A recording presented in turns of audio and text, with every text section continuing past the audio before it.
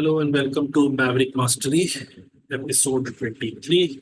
In this week's episode, we will be looking at questions from reading comprehension. There will be two passages that I attempt, and the rest of the passages I will leave up to you for attempting. Let's go.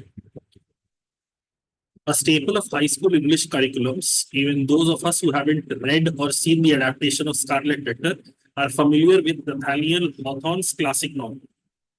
So Nathaniel Hawthorne must be some sort of author, and his work that is written is the Scarlet Letter, and it is very often taught in English curriculums.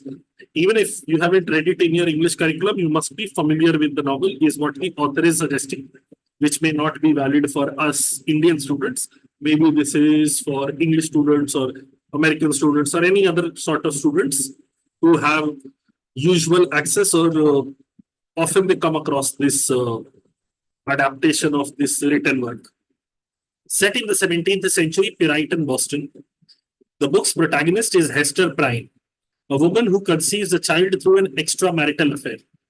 Extramarital affair is you are married to A, but you have an affair with C, somebody outside of your marriage, you have an affair. She is thus judged and shunned by her community, who forces her to wear a scarlet A on her chest for adulterer. Adulterer is somebody who has, as in, cheats in the relationship that they are in. Clearly, here the adulterer would be outside of marriage. If you have a relationship, that person becomes the adulterer. As the novel unfolds, Hester supports herself and her daughter, struggling to repent and create a life of dignity. Okay, Hester Prynne, the protagonist of the book, she supports herself and her daughter. She is going through her life with struggle because the community has shunned her. Given the book's strong themes of guilt and sin, it is not the easiest text to relate to in the 21st century. Okay, it is not easy to relate to the text in 21st century because of the book's strong themes of guilt and sin owing to her extramarital affair. But although we may not place adulterers on the town pedestal of shame anymore, we no longer treat adulterers in the same manner anymore. That doesn't mean we are a society free of judgment and slut shaming. It's not like we have come to accept them and say, okay, this has become. We don't have that degree of, let's say, disrespect and insult directed towards them. But it's not like we have become free of judgment. We still judge those people. For those seeking a modern antidote to Hawthorne's stuffy tale of Puritan America, the movie Easy 2010. This movie came out in 2010. Easy is an imaginative retelling for the modern age, one that illustrates we may not have progressed as far beyond our puritanical roots as we would like to believe. This movie shows that we haven't really progressed that much as a society on this particular issue as we would like to believe. We believe that no, we have become more accepting, kinder, the judgment has gone down. But then this movie showcases, no, that is not really the truth. Easy A follows the young high school student, Olive Pendergast, who is more or less invisible in her school. But so previously in the story, in the book, it was Hester Prynne. Here we have Olive Pendergast. But when she lies about losing her virginity to satisfy her best friend's desire for gossip, basically her best friend is a very huge gossip, and in order to shut her up, she says she lost her virginity. The story spreads like wildfire. Rumors, and especially spicy rumors like this, will of course spread. Pretty soon, Olive is notorious, famous, but in a negative way, notorious for all the wrong reasons, and her little white lie expand into a vast web of rumors. It has taken on a life of its own. This is one of the biggest challenges of grapevine. The accuracy of the information is never maintained. It keeps on adding facets to it from one person to the other. She loses her best friend over her supposed promiscuity, tendency to engage in intimacy without emotional connection, and now alone tries to find a way out of this mess that has spiraled out of control. Right? Some may find this concept outlandish, Most teenagers can attest to the swiftness and ferocity of the high school rumor mill. The way stories spread in high schools is indeed very fast and very aggressive. The speed with which the slightest whimper of a gossip can travel down the hallway and between cell phones can be astounding. And this gossip far too often leads to bullying. Okay. So aside from the obvious similarities, how do the Scarlet Letter and Easy A compare? So this passage is about the written work Scarlet Letter and this movie Easy A, and essentially what are the points of comparison between them. That is what we have come to in the final paragraph. Both works exhibit the inherent hypocrisy of sexuality between men and women. In Puritan America, a woman committing adultery was guilty of a far worse sin than a man doing so.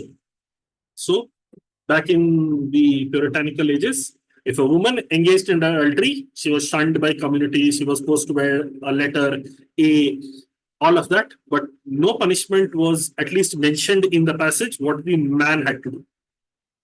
Easy A exposes the same hypocrisy in modern society. If a boy in high school has sex, he is often congratulated and lauded as a hero. There should be a D here, and lauded as a hero, enjoying a double standard that Easy A highlights and exaggerates through Olive's friend Brandon. Okay, so Olive's friend Brandon most likely is the person that Olive claims to have lost her virginity to. So Brandon gets a lot of acclaim, he gets congratulations, he is lauded as a hero, whereas Olive is she loses her best friend and she has to navigate her path on her own. If a high school girl has sex, she is usually referred to as a slut.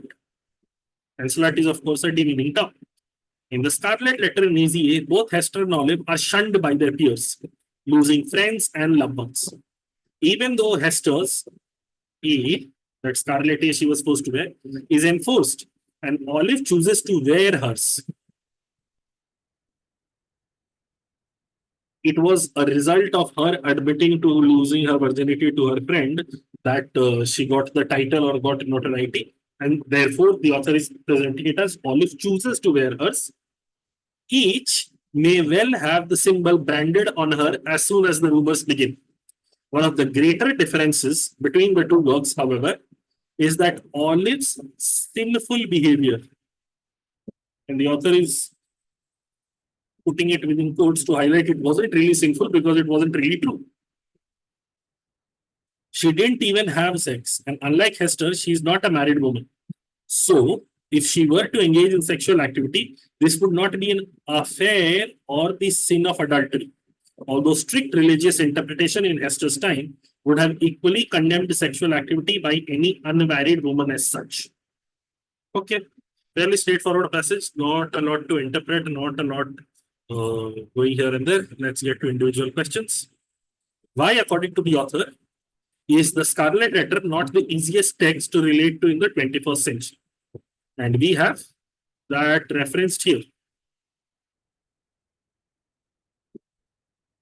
in this part. See, given the book's strong themes of guilt and sin, it's not the easiest text to relate to in the 21st century, right after this year. But although we may not place adulterers on the town pedestal of shame anymore, that doesn't mean we are a society free of judgment or slut shame.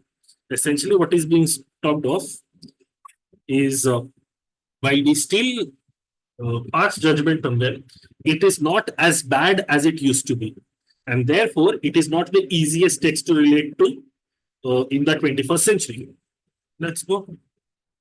Today, our society does not subject women to derogatory remarks about her personal and sexual choices or assess a character on that basis. But we do, not to that degree, but we do. Should be, the women today are still judged and being made to feel like they do not belong in the social circles if their promiscuity is made public.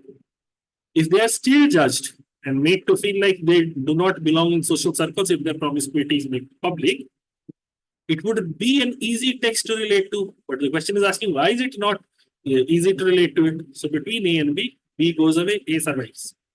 Option C. We have come very far from the religious and socio-cultural beliefs that police women's personal lives than we give ourselves credit for. This is precisely opposite of what the passage is talking of. One that illustrates we may not have progressed as far beyond our practical roots as we would like to believe. This is definitely wrong. D now, society does not quite punish people who have extramarital relations in the way it was acceptable to do in the 17th century. And this is clearly the right answer because the severity with which we handle people who engage in extramarital affairs has lessened. And we don't treat them the way we used to in the 17th century. That is why the text is not the easiest to relate to in the 21st century. Okay, next question now. What can be inferred about the American teenage high school experience from, while some may blah, blah, blah. And where is this portion? Leads to bullying. Bullying is here. While some may find this concept outlandish, most teenagers can attest to blah, blah, blah, and then finally to bullying. So this portion. What can be inferred about the American teenage high school experience from this statement? Teenagers in American high schools are generally quick to spread gossip. Yes, valid. And talk about their peers with others, regardless of how the other person being talked about might feel. While we haven't really incorporated the idea of bullying into this, it is partially correct. Let's go B. American high schools can be likened to a breeding ground of rumor mills and empty talk, furthered by availability of text messaging and internet.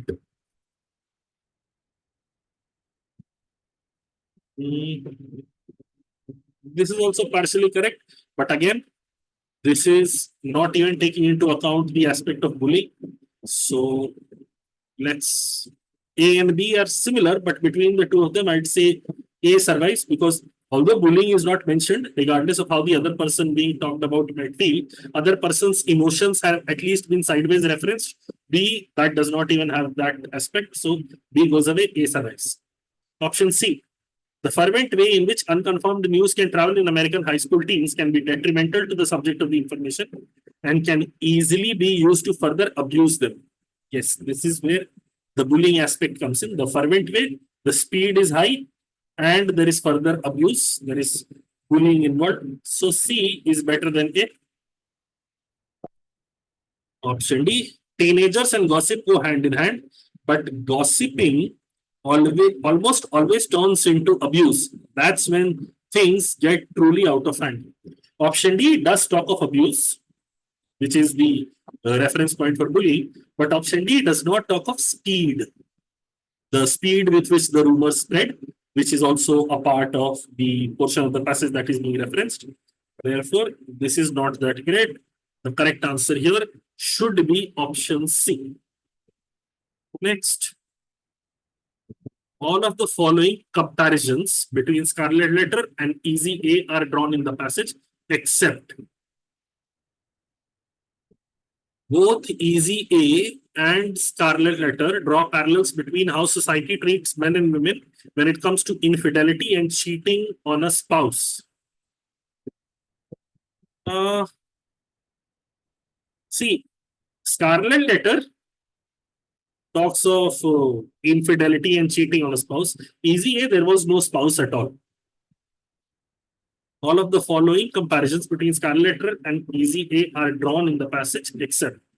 In fact, we are told that she's Easy A, there is no spouse, there is no cheating. This is referenced. Okay. Let's see B, then I'll perhaps have a better idea.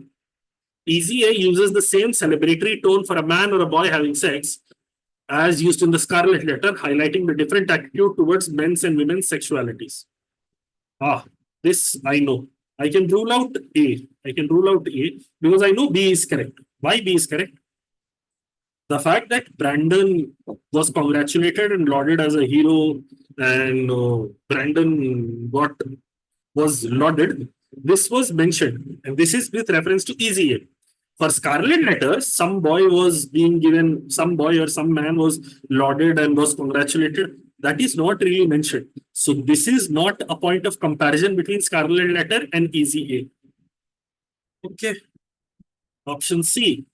The protagonists of both the scarlet letter and easy A are ostracized by their community in some ways and given a visible symbol of their so-called transgression. Yes, this was mentioned. And as in ostracized by their community, she lost all her friends. Now alone. Easy A doles out a similarly harsh punishment for women exercising a right to sexual activity, as did the scarlet letter in the case of Hester Prynne. No, they did not dole out a similarly harsh punishment, because in the first one, she was forced to wear a scarlet A. She had to raise her child. Community had shunned her. Here, community had shunned her slightly. As in her friends had given up on her. But then beyond that, it was only rumors that were flying. So between B and D, how do I fight?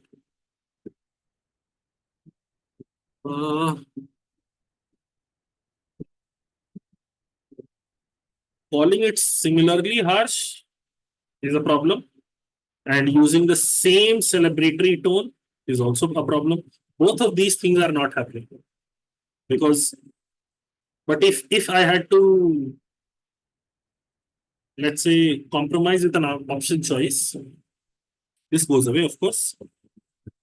If I had to compromise with an option choice, I'd say I'd pick B, because although it was not similarly harsh, there was similarity in the punishment doled out. Punishment as in not necessarily decided upon, but the way they were treated, community had shunned them. That portion of the punishment is similar, and therefore I'd say D is worse, B is better. I'd leave B around, and B will be the right one. But honestly, D, if D, somebody marks D and argues for D, it is very difficult to argue against similarly harsh punishment. But okay. Next, what is the statement the author is trying to make about the puritanical society with the line in the end of the parenthesis at the end of the passage? So the line mentioned here is this: although strict religious interpretation in Hester's time would have equally condemned sexual activity by any unmarried woman as such. Okay.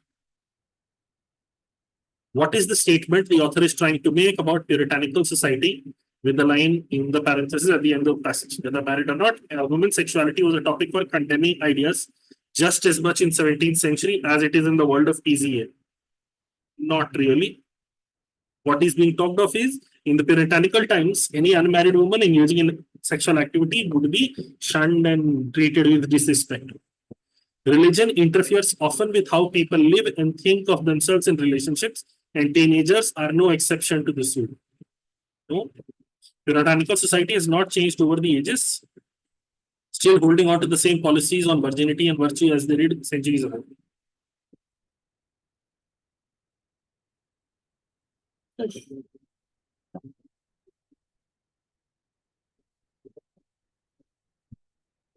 Married women and unattached women, as if you have to be attached to somebody. But married women and unattached women have been vilified for their sexual identities through the ages, and this is further proven by how Olive is treated in Easy A. And all these option choices seem bad. Let me re-understand the question.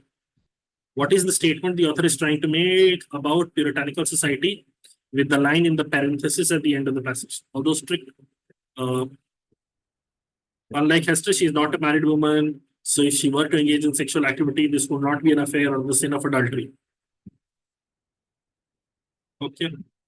Whether married or not, a woman's sexuality was a topic of condemning ideas just as much in 17th century as it is in the world of Easy A. Okay. So let's say right now, despite Olive not being married, not having a spouse, her sexual activity was seen negatively, and you would have the same outcome even in the puritanical ages that is being referenced. So whether married or not, women's sexuality was the topic for condemning ideas just as much in 17th century as it is in the world of easier. Okay. Versus B. A versus B. Religion interferes often with how people live and think of themselves in relationships, and teenagers are no exception to this rule. It is not teenagers that were being objected to, it was unmarried folk, unmarried women. Additionally, the fact that the timelines have not been compared, 17th century and time world of EZA, timelines have been compared. There are no timelines mentioned in option B between A and B. A survives. Puritanical society has not changed over the ages, still holding on to the same policies on virginity and virtue as they did centuries ago. See, virginity and virtue would be an idea only reference to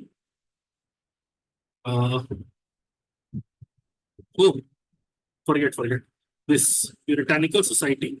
We no longer are a part of puritanical society at all. What is being talked of is in 17th century, the puritanical society would have taken unkindly to Olive's misdeeds in their words.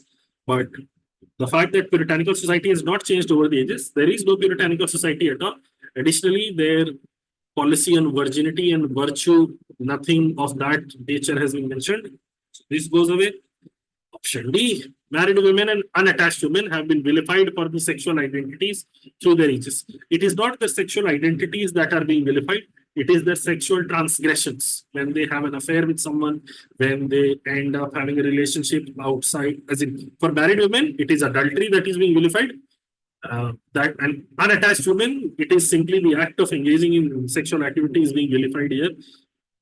And this is further proven by how Olive is treated in EZA. This is not the point being made. A will survive. Despite A not being entirely accurate, A will survive. And of these four options, A is the best one. So 1, 2, 3, 4, these will be the answers for these questions. Option D, option C, option B, and option A. Last or next passage now. It's hard to believe that there are people out there who ban books. Books are made to inspire and encourage readers to think of worlds outside of their own. Basically, inform and educate people. Whether those words are real or made up, books are meant to unite people. But there are some stories that get really under people's skin for various reasons. Sometimes it's hard to believe certain books have been banned, especially when you find out why.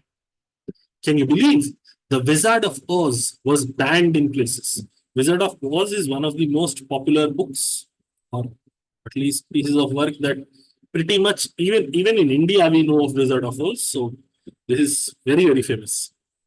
Even if you've never read the book, which is actually called The Wonderful Wizard of Oz by L. Frank Baum, you've certainly heard of it. Most people know it because of the 1939 movie starring Judy Garland as Dorothy Gale. Dorothy is actually one of the reasons the book has been banned since its release in 1900. Dorothy is the reason why the book has been banned since its release in 1900. People were actually mad that Dorothy was the hero in her own story and banned the book as a result. So a female-led story was all it took for people to ban a book. Okay. Way back in 1928, which is 28 years after the book's release, all public libraries banned the book because they felt it was ungodly. It was against the will of the God. It was against the religious scriptures. And what exactly was ungodly, you ask? They didn't like it depicting women in strong leadership roles. Seems ridiculous when you think about it. But back then, that was a totally valid reason. Society has thankfully evolved from that point. The fact that a teenage girl was the hero in her own story bothered ministers and educators throughout the 1950s and 1960s too. It's not like it went away instantly. This in 1928 it was banned, and the discomfort and, let's say, unwillingness to agree to the idea continued till 1950s and 1960s. Apparently, only men can save the day. Dorothy Dodd a Florida librarian, publicly denounced the book series in 1952. Hopefully, you can see the irony in this. Dorothy Gale cannot be the primary person in the story, but Dorothy Dodd can give public statements because what she believes in is something that everyone else should believe in. She can be the central character in her story, but Dorothy Gale cannot be the central character in her story. She called the books unwholesome for young readers. Something similar happened in 1957 when Detroit Public Library banned the books. The people in charge claimed that books had no value for children of today, saying the characters and storylines displayed negativism and brought children's minds to a cowardly level. This is one of the most wonderful states of affair in the real world, wherein we have people making absolutely irrelevant, nonsensical, non-backed up claims and then walking away. Without any proof, without any context, you can call somebody evil, you can call somebody liar, you can call somebody anything and simply walk away. And nobody questions you on that. Thankfully, Dr. Russell B. Nye from Michigan State University responded to Detroit Public Library's accusations. The accusation being, it is story displayed, negativism, and brought children's mind to a cowardly level. Nye said, Dr. Nye said, if the message of the Oz books, that love, kindness, and unselfishness make the world a better place, has no value today, then maybe the time is ripe to reassess a good many other things beside the Detroit Library's approval list of children's books. Wonderful statement by Dr. Nye. What he's saying is, if the message that is in the book of the Wonderful Wizard of Oz,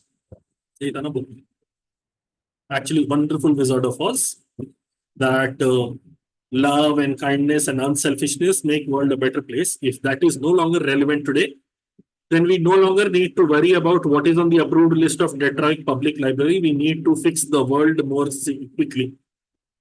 But the most publicized banning of the Wizard of Oz was in 1986, not that far back, a few years before my birth even. The seven fundamentalist Christian families in Tennessee wanted the book banned in public schools. They filed a lawsuit against the schools because they didn't like the novel's depiction of nice witches. Their argument was the novel's depiction of a benevolent witch and promoting the belief that essential human attributes were individually developed rather than God-given. This is the reason why they wanted the book banned. That essential human attribute, as in the book, proclaimed the idea or propagated the idea that essential human attributes were individually developed rather than God-given. Who knew that nice witches were such a problem?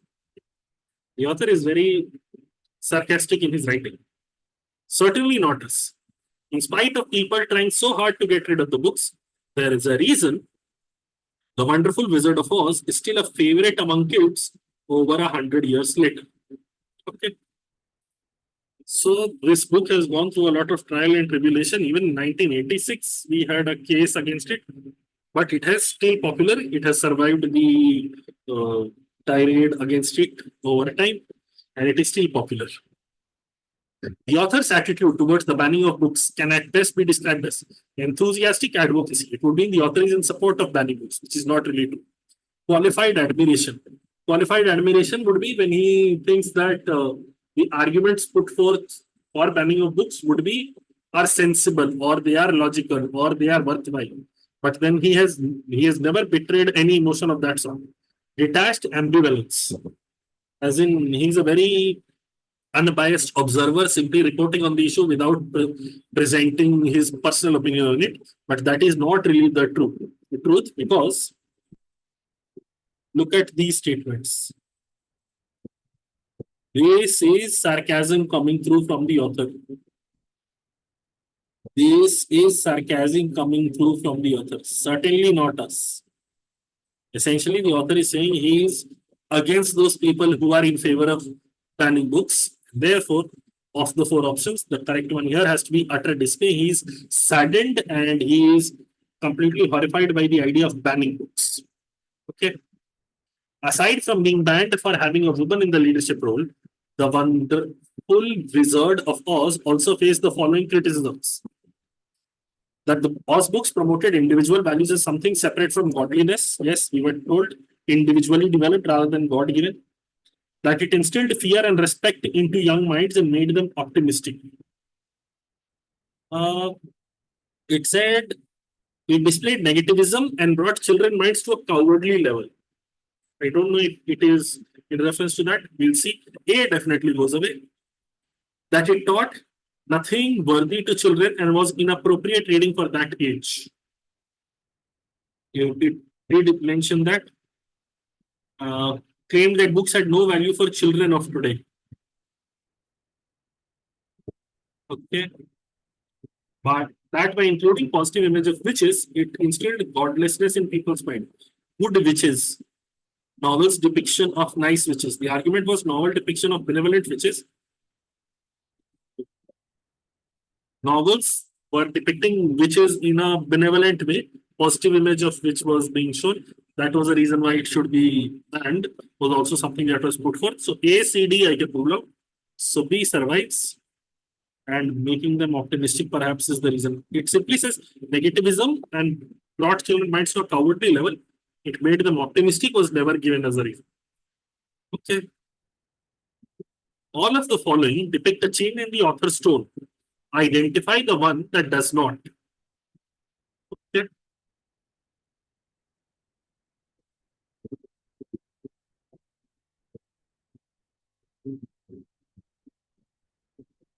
This line, apparently only men can save the day.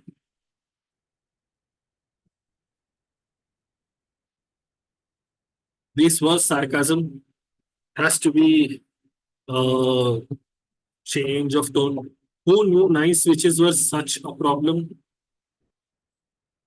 This was sarcasm. Has to be a change of tone. Can you believe the Wizard of Oz was banned in places? I have this statement here. Finally, Dorothy is actually one of the reasons.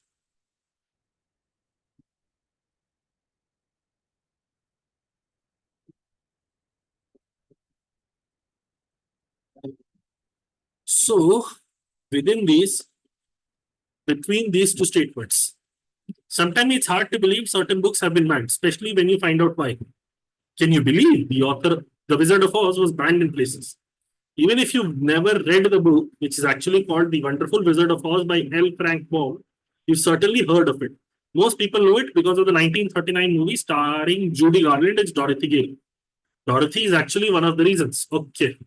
So the shift from here to here, there is no change in tone. This is more, question. Can you believe the Wizard of Oz was banned? So change of tone is not happening in option D, and therefore that should be the answer. Based on what he says in the passage, we can safely infer about Dr. Nye that. See, nicely here it says Dr. Nye, but the passage said Nye only, which is not very respectful. He chooses to stand on the right side of history. Possibly. Banning of books is not a great idea according to the author. He speaks his mind regardless of whether he is right or wrong. It's not like he's speaking his mind on any issue. On this particular issue where he has a strong set of beliefs, he's speaking on this issue. But regardless of whether he's right or wrong, on all issues, he has this tendency to speak out. Can't really infer that. He believes in the power of literature in influencing young minds. Okay. This also survives.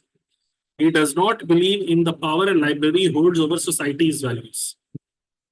If he did not believe in that, he would not have objected to Detroit Public Library statement at all. This goes away. A and C. He chooses to stand on the right side of history. He believes in the power of literature in influencing young minds. Okay, so this will perhaps make it nicer.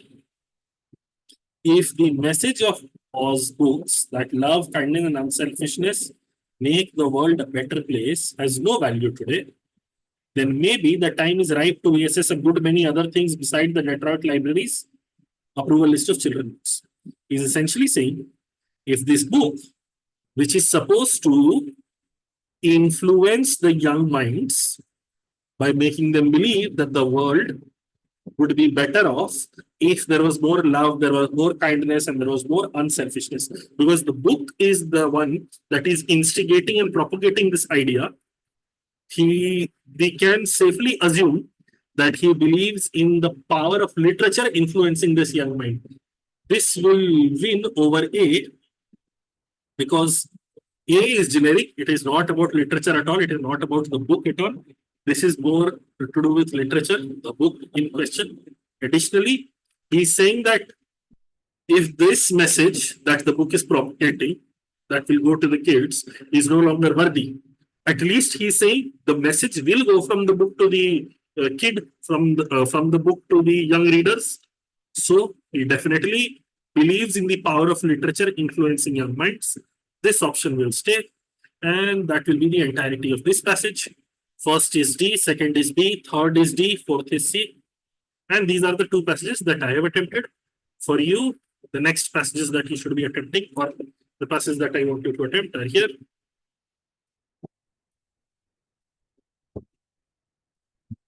Read through the passage, pause it, read through the passage, attempt the question. The answer key will be available in the description box below. Same passage, just more questions. And the final passage now.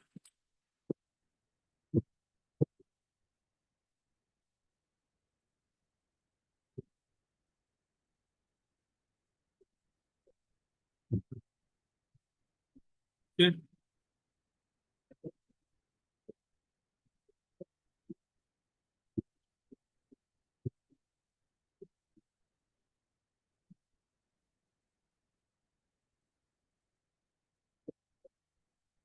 Please attempt it, practice it, and once you're done, check your answers in the description box below. If there is an answer that you disagree with, there is an answer that you find unacceptable, you can put it down in the comments. Somebody from our team will give you a more detailed explanation for the answer. That will be all. Go home, have fun. Okay.